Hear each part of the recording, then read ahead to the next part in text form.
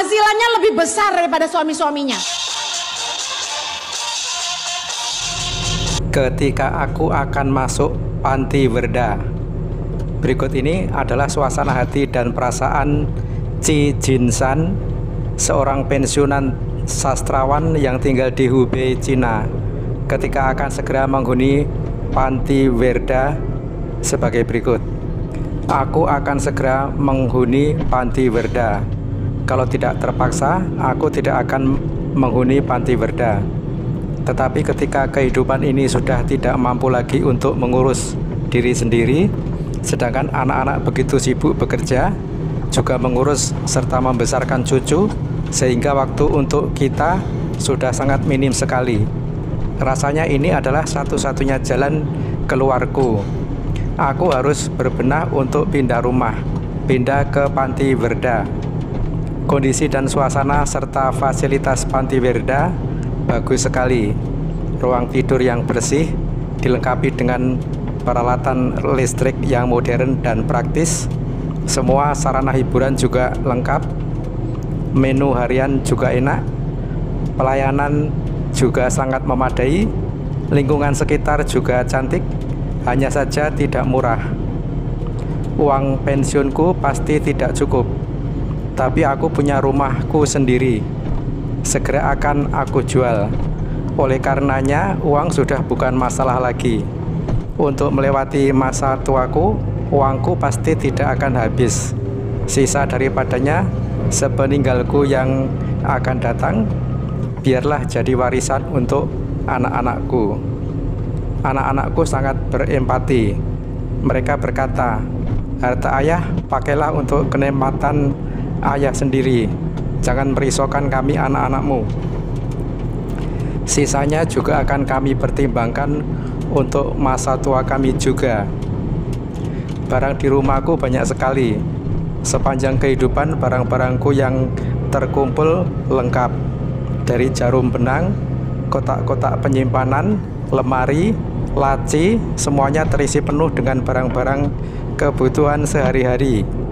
Baju 4 musim, kebutuhan tempat tidur 4 musim, menumpuk segunung. Aku gemar sekali menyimpan perangko terkumpul setumpuk. Peralatan dapur juga terkumpul puluhan, mungkin ratusan set. Belum terhitung barang berharga, souvenir kecil, besar, giok, manao, dan lain-lain. Ada yang tergantung di dinding, juga 2 ekor ikan kuning kecilku. Apalagi buku-buku. Sebidang dinding dengan rak buku yang penuh. Ada lagi botol-botol dengan anggurnya. Dari arak lokal sampai western wine. Juga tersimpan puluhan botol. Masih juga seperangkat peralatan listrik lengkap. Bermacam-macam perlengkapan memasak listrik. Panci, wajan, piring, mangkok, minyak, beras, garam, serta bermacam-macam bumbu dapur. Mengisi penuh setiap sudut dapurku. Juga setumpuk buku-buku resep masakan.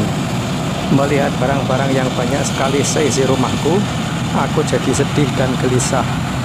Di panti Werda hanya ada satu ruang, sebuah lemari, sebuah meja, sebuah tempat tidur, sebuah sofa, sebuah kulkas, sebuah mesin cuci, sebuah TV, sebuah kompor induksi, sebuah microwave.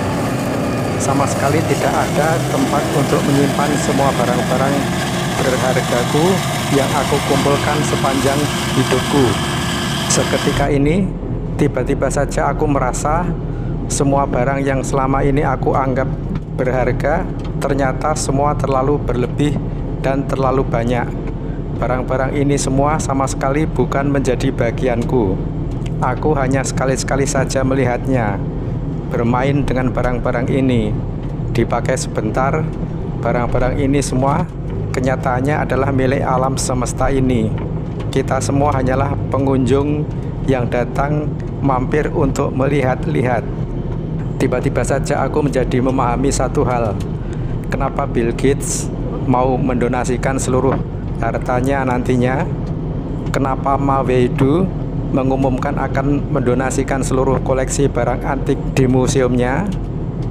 Semua itu karena mereka paham semua ini pada dasarnya adalah bukan milik mereka, Mereka hanya sekali-sekali melihat-lihat, bermain-main, dipakai.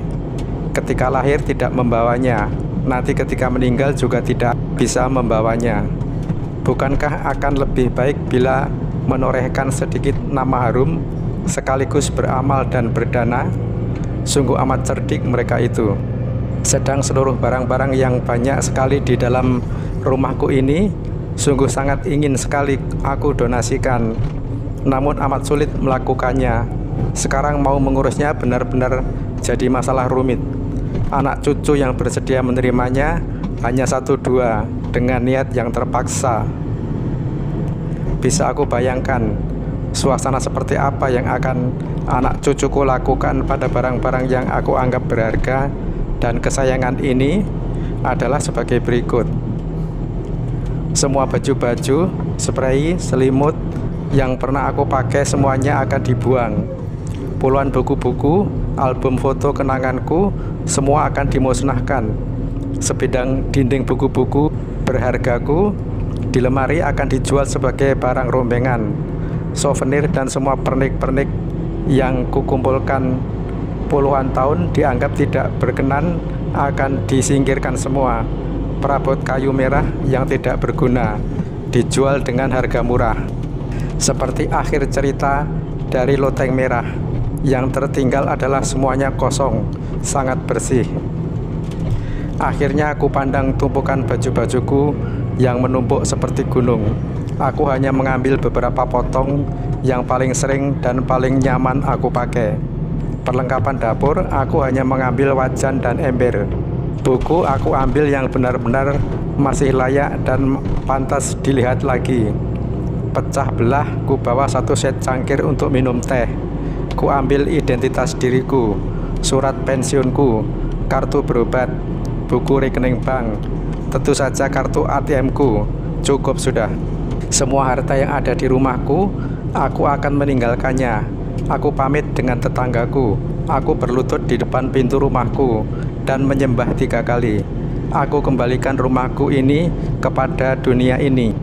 Sekali lagi, kehidupan manusia hanya butuh sebuah tempat tidur, sebuah ruang tidur, selebihnya hanya untuk dilihat dan dipakai untuk bermain sebentar. Seseorang hidup sepanjang hidupnya akhirnya memahami barang yang benar-benar kita butuhkan adalah kita harus bertanggung jawab pada diri sendiri. Kita wajib merawat dan mengurus baik-baik kesehatan diri ini. Menyesal kemudian tidak berguna. Bila tubuh dan kesehatan kita jelek, hidup di dunia ini sungguh amat sangat menderita.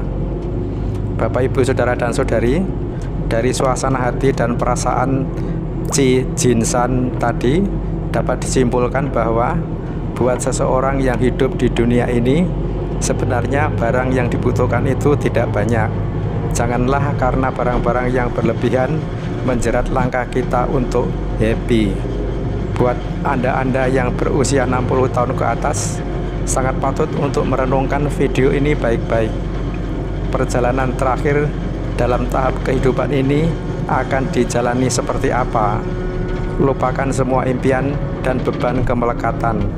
Lupakan semua makanan yang tidak habis termakan. Pakaian yang dipakai tidak habis, juga barang-barang yang tidak bisa dibawa. Mulailah Anda membagi-bagikan barang-barang Anda ke anak, cucu, kerabat dekat, dan kalau mungkin kepada orang lain juga yang sangat membutuhkan barang-barang Anda. Bicarakan semua itu dengan anak-anak Anda. Siapkanlah surat wasiat untuk anak-anak Anda atas harta-harta Anda, mungkin uang, tanah kapling, dan sebagainya. Jika semua yang saya sebutkan tadi Anda miliki, apapun yang Anda miliki sekarang ini, kalau berlebih, bagilah kepada sesama sesuai kepatutan. Sisakan yang Anda perlukan saja, agar pada waktu Anda meninggalkan dunia ini dengan tanpa beban pikiran yang berat, karena Anda harus pergi dengan tersenyum dan hati yang gembira. Jika saatnya tiba, lupakan semua urusan dunia, dan tidak ada urusan dunia yang belum selesai. Demikianlah video ini, semoga bermanfaat. Sampai jumpa lagi di video saya yang lain. Semoga Anda sehat dan berbahagia selalu. Amin. Jangan pakai kekuatanmu itu untuk menjatuhkan pria-pria. Saya ketemu banyak perempuan pinter cari duit, dan kalau udah hebat penghasilannya lebih besar daripada suami-suaminya. Dengar, perempuan yang kuat bukanlah seorang penindas. Meskipun penghasilanmu lebih besar dari suamimu, tapi kamu tetap tunduk dan hormat pada suamimu. Perempuan yang cinta uang pasti nganggap suaminya payah. Gua bisa cari duit lebih hebat dari lu. Perempuan yang pintar cari duit akan bilang sama laki-laki, saya tidak butuh laki-laki. Saya mau kasih tahu, wanita yang hebat bisa menghargai suaminya. Wanita yang kuat bukanlah wanita yang mampu mengendalikan suaminya. Perempuan yang kuat adalah perempuan yang mampu mengendalikan lidahnya. Jangan merendahkan pasanganmu hanya karena lebih besar penghasilanmu dan lebih tinggi kedudukanmu. Istri yang baik harus menghargai suami. Perempuan yang kuat itu bukan cinta uang, tapi pinter kontrol uang. Mumpung suamimu masih sehat, jangan habisin semua uang yang dikasih. Meskipun suamimu kaya, hiduplah seolah-olah Anda suatu hari harus siap kalau dia tidak ada. Saya menemukan banyak wanita yang ketika suaminya sakit, suaminya maaf meninggal, itu kelabakan. Kenapa? Gak punya simpenan, gak bisa kerja. Wanita yang kuat itu rajin bekerja. Wanita yang kuat itu tidak malas. Bantu suaminya, bahkan tanggung jawab mengurus rumah tangganya. Sementara banyak ibu-ibu yang kalau udah kerja nggak ngurus rumah tangga. Saya kasih tahu, wanita itu meskipun sudah bekerja harus tetap rajin mengurus rumah tangga. Harus bangun pagi, nikmati hidupmu. Tapi dengar, pandai-pandailah mengelola keuangan. Jangan dihabiskan. Tidak semua harus dibeli. Anda nggak harus punya semua yang orang lain punya. Jangan pakai ukuran orang lain. Perempuan yang bodoh itu ngabis-ngabisin uang. Dengar baik, penyakit perempuan itu selalu lapar mata. Segala dilihat mau dibeli. Kita nggak harus punya yang orang lain punya. Jangan pakai ukuran cukup orang lain untuk ukuranmu. Jangan suka ngiri. Di dalam keluarga, kakak iparmu pakai baju merek-merek mahal-mahal karena kakakmu kaya raya. Biarin aja, Anda nggak bisa beli, jangan maksa. Hidupmu tidak usah pakai label-labelan dunia.